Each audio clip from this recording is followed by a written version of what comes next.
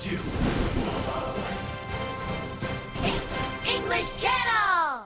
Hello, and welcome back to the Deep Dive. It's wonderful to be here. It is so good to have you with us today. I want to start with a question. Okay. It's a question that, on the surface, seems incredibly simple. Mm-hmm.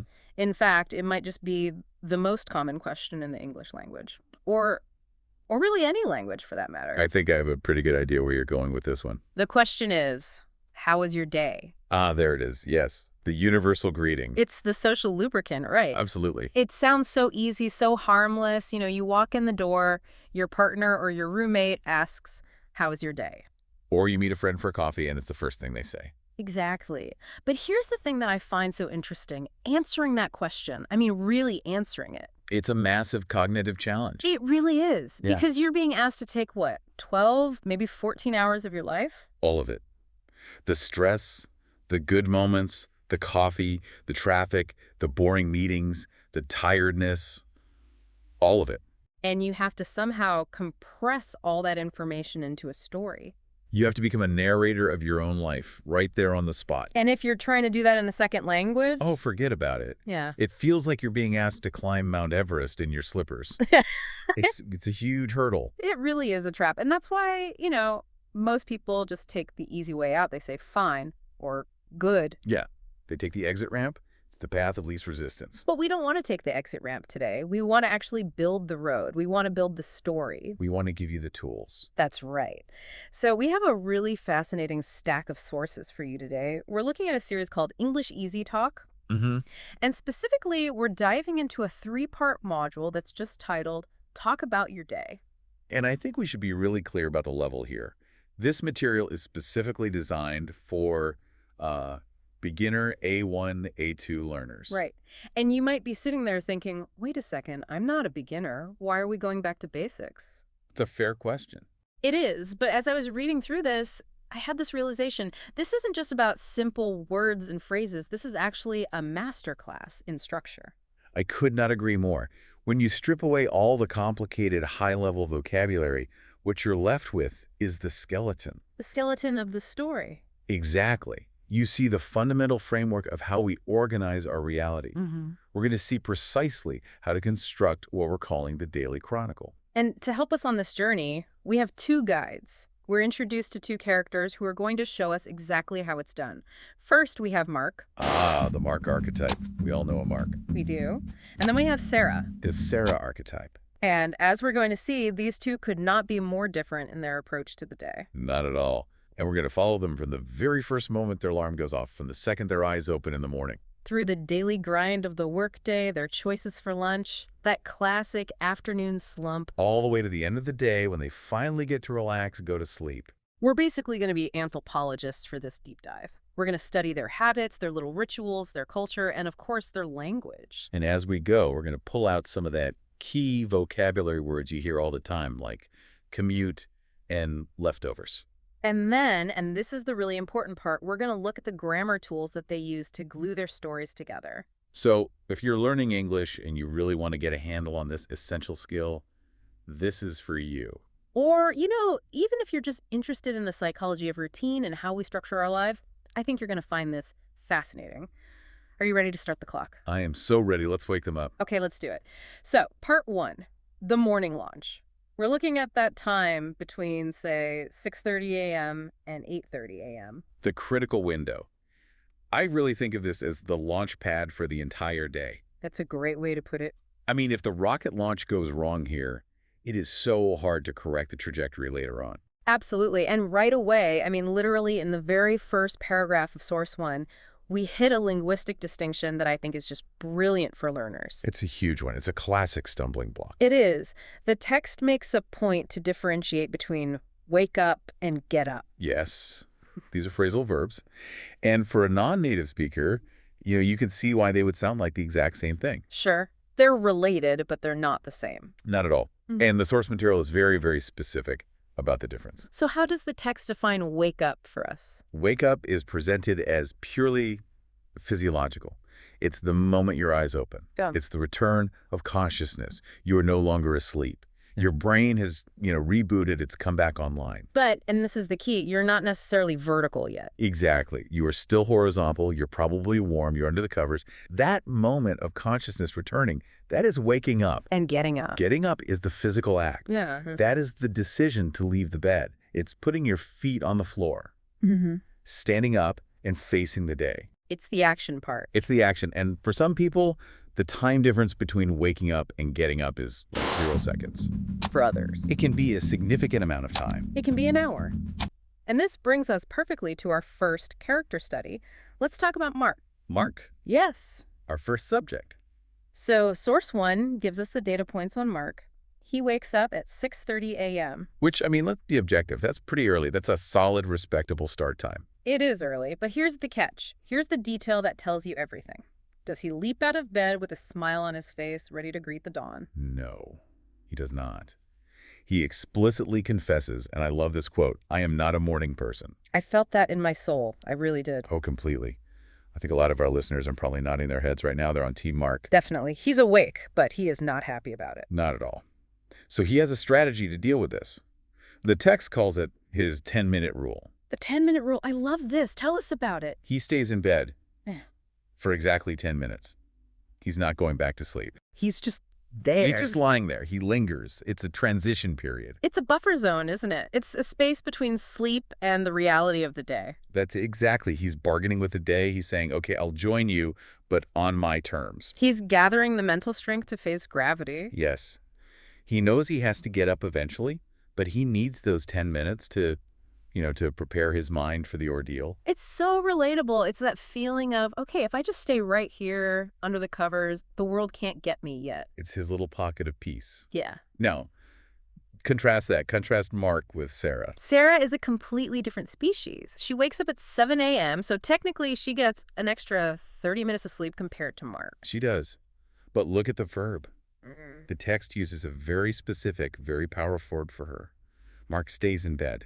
Sarah jumps. The text says she jumps out of bed immediately.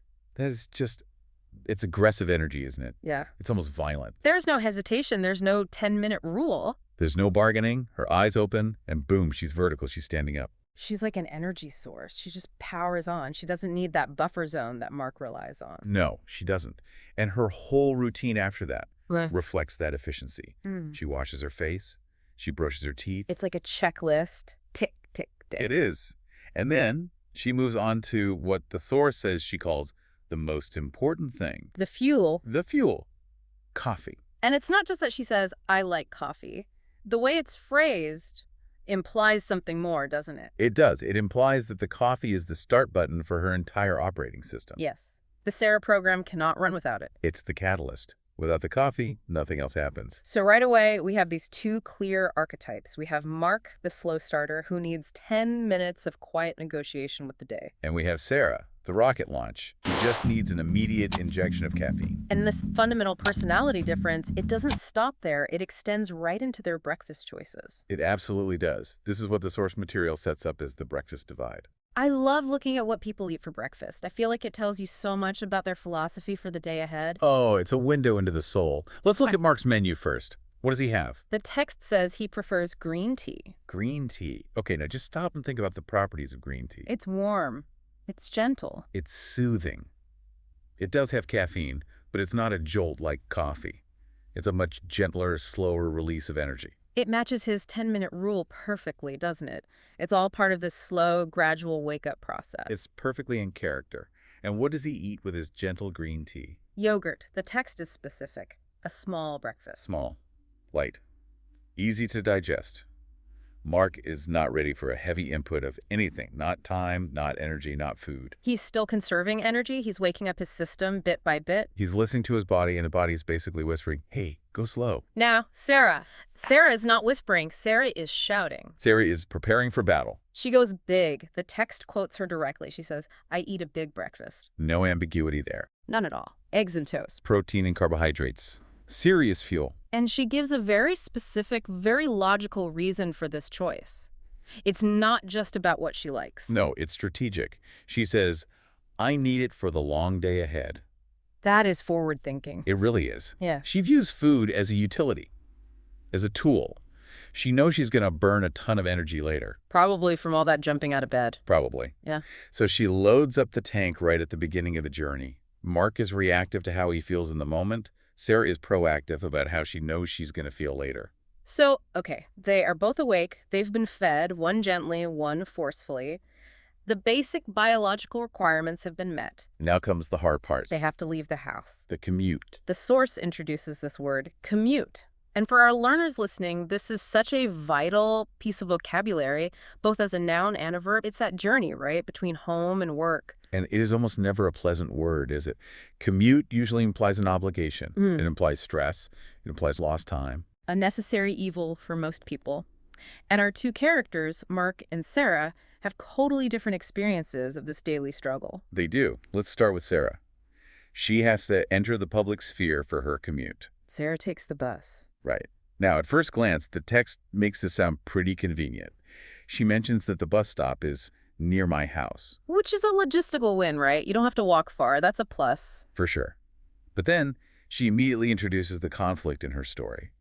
She says the bus is always crowded. Crowded. That's another great vocabulary word from the source. It means it's full of people. Right. Too many people. There's no personal space. You're packed in like sardines. And she describes the physical toll of this. This isn't just a minor annoyance for her, it's a physical challenge. She says she sometimes has to stand for 20 minutes. Okay, let's just pause on that for a second. Standing for 20 minutes on a moving vehicle. Before your workday's even started. Yes. You're swaying back and forth. You're trying to keep your balance. You're holding onto a pole that 1,000 other people have touched. You're probably crushed up against strangers. It's a lot. She calls it a bit tiring. Which I think is a wonderful example of British understatement. She is being very polite. It's exhausting. It drains your battery before you've even plugged in at the office. Absolutely. But, and this is why Sarah's so fascinating to me, she doesn't just suffer through it passively. She has a coping mechanism. She's proactive. She transforms her environment. She puts on her headphones. She listens to music, or, and I absolutely love this little detail in the source, she listens to English podcasts. This is a fantastic meta moment. Yeah. She is literally doing the exact same thing that our listeners are doing right now. She's turning what could be called dead time into learning time. Or relaxation time. The headphones create a personal bubble for her. The external reality is that the bus is crowded and noisy. But in her ears, she's alone. She's safe. She's controlling the only thing in that environment that she actually can control, her own personal audio space. It's a really smart strategy. Now let's contrast that with Mark. Mark chooses a different kind of bubble. A private bubble, a metal bubble. Mark drives his own car. And he describes himself as lucky to be able to do this. And you can see why. He's lucky because he is guaranteed a seat. He has climate control. He can listen to whatever he wants on the radio. He doesn't have to smell other people's breakfast. A huge plus. But the source material is quick to remind us that there is no such thing as a perfect, stress-free commute. Right. It's not a simple paradise. Sarah has to battle the crowd, which is, people. Mark has to battle The traffic, which is cars. He expresses a specific fear of traffic. The other universal enemy, the great equalizer. It doesn't matter how nice your car is if you're not moving. Sitting at a red light that never seems to change, moving forward 1 inch at a time. It's a completely different kind of stress, isn't it? Sarah's stress is physical and social. Too many bodies too close. Mark's stress is about a lack of control and delay. It's mental frustration. But they both make it. They survive the launch, they endure the commute, and now they arrive at their destination. Which brings us nicely to part 2 of our deep dive, the grind and the slump. This is the big chunk of the day, the hours between 9:00 a.m. and 5:00 p.m. The core of the day, the reason for the commute in the first place, the work. And I think it's really important that we look at their individual work environments, because the environment really dictates the kind of challenges they face and the language they use to describe them. They're in 2 totally different worlds. Sarah works in an office. And Mark works in a school. He's a teacher. Let's start with Sarah. She gets to the office. She arrives at her desk. The source says she might grab a second cup of coffee. A very common office ritual. And then she performs the modern ritual that millions of people do every single day. She turns on the computer. And she checks her email. The inbox. The digital doorway to the workday. And the text gives us a specific number here that actually made me shudder a little bit when I read it. She says she sometimes has 50 emails waiting for her. 50. 50. Let's just unpack that for a moment. That is 50 separate demands on her attention. Before she's even started her actual work. Exactly. It's 50 people either asking her for something or telling her something she needs to know. It's an information avalanche. The source describes her work with one key adjective. It says her work is busy. Busy is the word. And I think here it implies speed. It implies multitasking. It implies juggling lots of different things at once. She also mentions having meetings at 11:00 a.m. Right, to discuss new projects. So her work is very cerebral. It's mental labor. She's sitting in a chair, she's staring at a screen, and she is processing information all day long. Now let's pivot to Mark. He walks into his workplace, a classroom. Does he immediately turn on a computer? No. The text makes a point of saying this. I don't use a computer immediately. That is a huge contrast in this day and age. To begin your workday without looking at a screen, it feels almost vintage. It does. It feels very analog. So if he's not checking email, what is he doing? He's interacting with the physical world. The source says he checks the classroom, he prepares books, he's organizing the physical space for his students. And his definition of a meeting is completely different from Sarah's. Worlds apart. Sarah meets with her colleagues in a meeting room to plan new projects. Mark meets with his students. He's a teacher. The text says he spends his day explaining grammar, helping his students to speak. And the key adjective the source uses for his day is very active. So we have busy Sarah versus active Mark. That's a perfect summary. Sarah is being mentally drained by information overload. Mark is being socially and physically drained. He's on his feet, he's projecting his voice, he's moving around the room. She's absorbing data, he's transmitting knowledge. And both are incredibly hard work. They're just different flavors of exhaustion. Which is why, by 12:30 p.m., they are both absolutely desperate for a break. Lunch. The great midday refueling station. And I found this lunch section particularly interesting because it highlights a major cultural and, I think, personality difference between the two of them. It really does. Let's talk about Mark first. Mark introduces a concept that is very important for daily life vocabulary, the concept of leftovers. Yes. And for our learner audience, let's make sure we define this clearly. Source 2 provides a fantastic, simple definition. What does it say? It says leftovers are food cooked for dinner last night, but you eat it today. Simple as that. It's yesterday's meal, resurrected for today's lunch. And Mark is a big fan of this system. He's having pasta today. But the text explores his motivation. Why does he do it? Is it just because the pasta is delicious? He gives a very practical, very logical reason. He says it is a great way to save money. There he is again, Mark the pragmatist. It's all about efficiency. It is. Yeah. And think about the discipline and planning that this requires. You can't just decide to have leftovers at 11 a.m. No, the decision was made last night. Exactly. You have to cook dinner. Then you have to consciously cook extra dinner. Then you have to pack it in a container, put it in the fridge, and then remember to bring it with you in the morning. It fits his personality to a T, doesn't it? Yeah. This is the guy who needs the 10-minute rule to prepare his mind. This is the guy who drinks gentle green tea. He plans ahead. He's frugal. He's methodical. He is. It's all one consistent character. Now, compare that to Sarah. Sarah, who lives in the moment. Sarah fully embraces what we might call cafe culture. She doesn't stay in the office. She leaves. She goes to a small cafe with a coworker. She's escaping the work environment. And she wants a fresh sandwich. Fresh. That is the key word here, isn't it? It's the polar opposite of leftovers.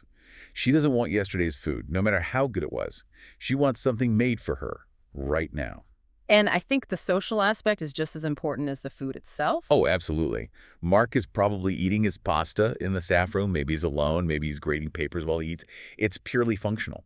But Sarah is paying for an experience. She's not just buying a sandwich. She is paying for an escape. Remember, she has 50 emails and new projects waiting for her back at her desk.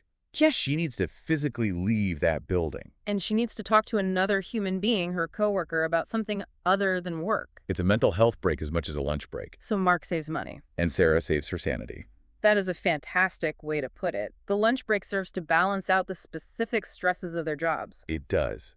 But no matter what you eat, whether it's cold pasta from a plastic box or a fresh sandwich from a cafe, eventually, biology kicks in. Ah, yes.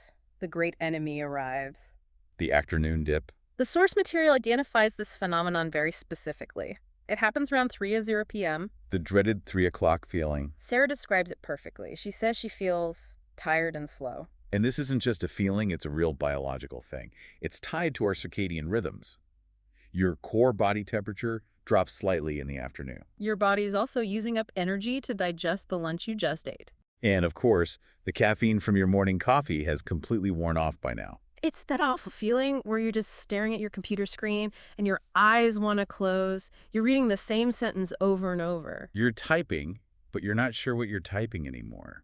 The brain is just running on fumes. It's the universal slump. So the question the source poses is, how do they fight it? How do they get through these last couple of hours? Mark, true to form, has a strategy. Mark is a biohacker. He doesn't give in. He has a snack. But it's not a candy bar or a bag of chips. No, he's too smart for that. He eats nuts or an apple. And he gives his reason. He says it is to get more energy. He's being very strategic about his choice of snack. He is. He knows what he's doing. He's choosing natural sugars from the apple and healthy fats and protein from the nuts.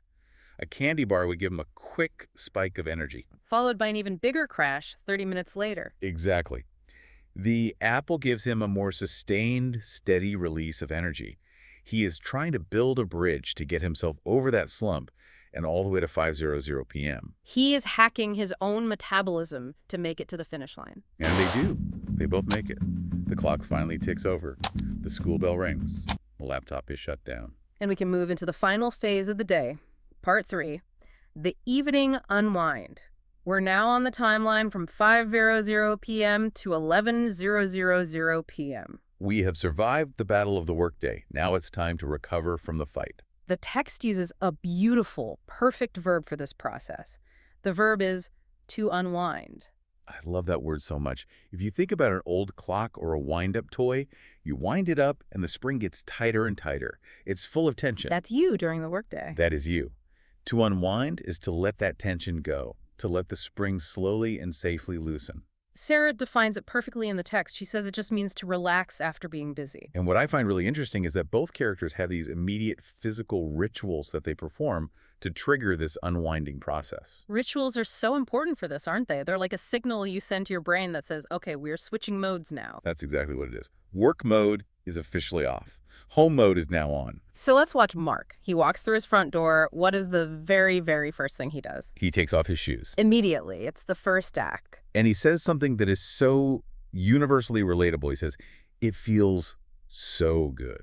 I think every single person listening can feel that sensation right now. Your feet have been trapped inside these leather prisons all day. Taking them off is the first real act of freedom. It connects him to his home. It's a grounding ritual. It's a signal of comfort and safety. Sarah has a similar ritual, but she involves her whole body. She changes her clothes. She doesn't just loosen her tie. She gets completely out of her work uniform. She changes into comfy clothes. The source is specific. Sweatpants and a soft t-shirt. And the text even mentions the universal appeal of this act. Why do we love our comfy clothes so much? What's the psychology there? I think it's because they are the absolute opposite of uniform. Work clothes are often stiff, they're structured, they're professional. In a way, they're a costume you wear to play a role. But sweatpants. Sweatpants are soft, they're forgiving, they have an elastic waistband. They are Sarah clothes, not office worker Sarah clothes. It's about reclaiming your identity. So they are finally comfortable. Mark is barefoot. Sarah is in sweatpants. They're in their safe spaces. Now, what do they do with this newfound freedom? Dinner and downtime. The reward at the end of the day. Sarah's evening is interesting. Again, she's a multitasker. She cooks her dinner, a healthy meal of salad and chicken, but she listens to music while she's cooking. And she says something very, very telling about why she does this. She says she listens to music to forget about work. She is actively trying to erase the day from her mind. It's not a passive activity. No, it's a deliberate strategy. The music acts as a wall. It blocks out the intrusive thoughts about the 50 emails and the new projects. She's using a sensory input, sound, to change her mental and emotional state. And after she finishes her dinner, She goes to the sofa. the sofa, the modern altar of relaxation. It is. And she watches a movie or a TV show. This is what we would call passive entertainment, right? It is. And there's absolutely nothing wrong with that. Her brain has been busy all day. She's tired. She doesn't want to think anymore. She wants to be entertained. She wants to turn her brain off and just let a story wash over her. Mark, however, Mark is ever the teacher. Mark is disciplined even in his downtime. He is. He asks Sarah if she cooks every night. She replies, most nights. But the source focuses on his choice of entertainment. He reads a book. An analog book. Paper and ink. And In true Mark fashion, he gives a scientific reason for this choice. He's not just trying to be intellectual or show off. He's a practical motivation. Why does he choose to read instead of watching TV like Sarah? The blue light rule. Ah, the blue light rule. He is very aware of this. He says that the blue light from screens is bad for sleep.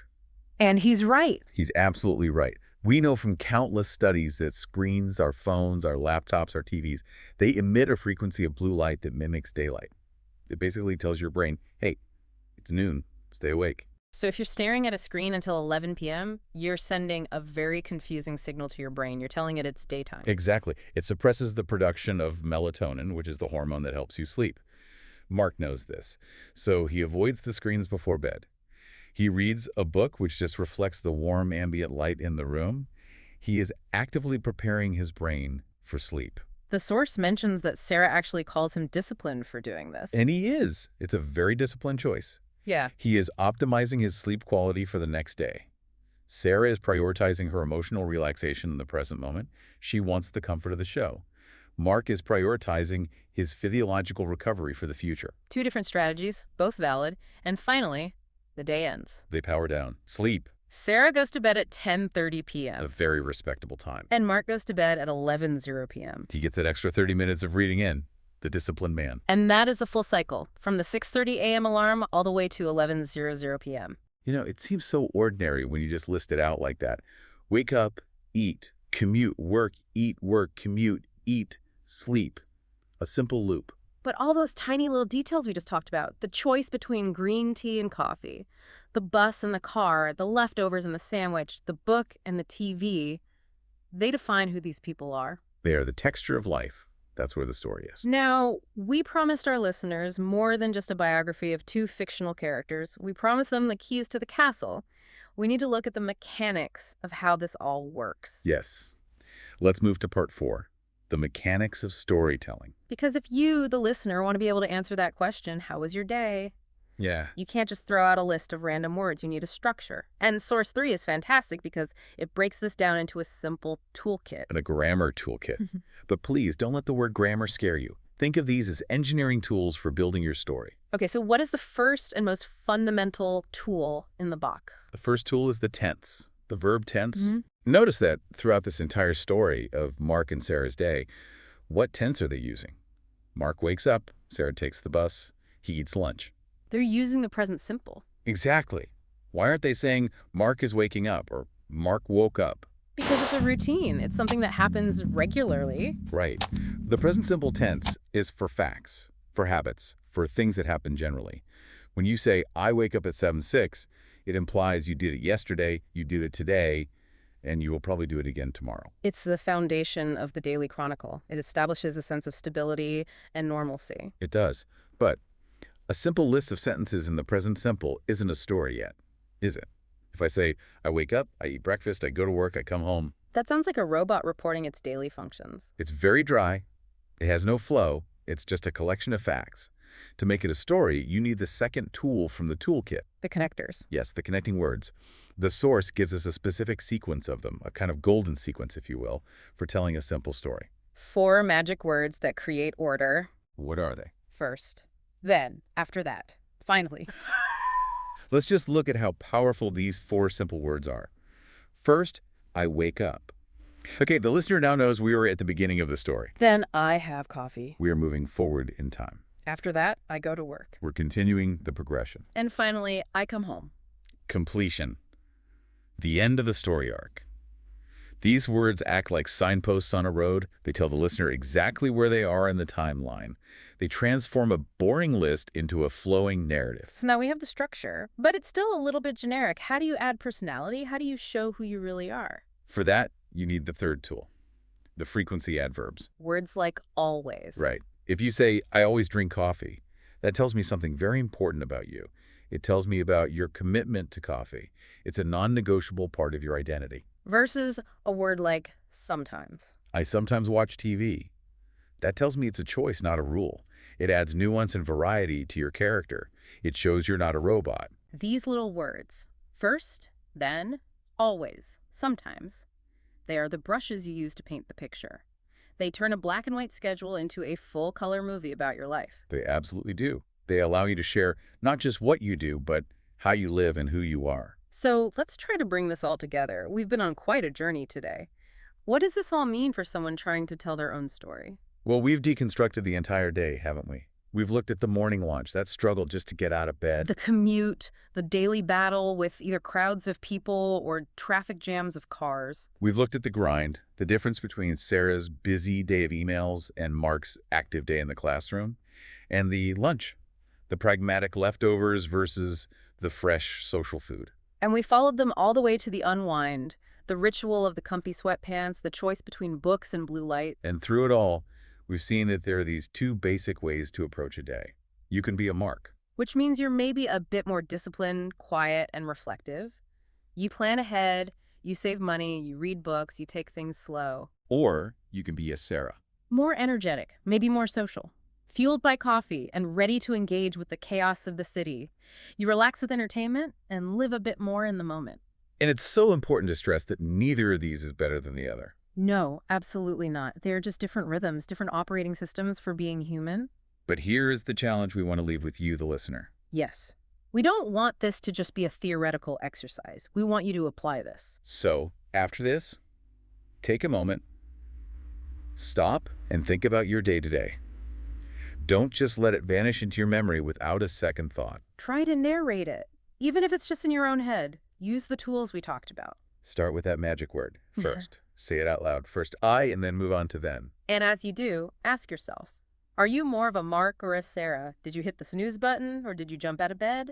Did you have leftovers for lunch, or did you go to a cafe? And most importantly, the next time someone looks at you, a friend, a family member, and they ask you that simple question, how was your day? Please don't just say fine. Don't take the exit ramp.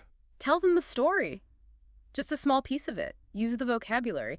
My commute was really crowded today, or I had some leftovers for lunch, or I just unwound on the sofa with a good show. You're not just practicing English. You're connecting with another person. You're making the ordinary extraordinary.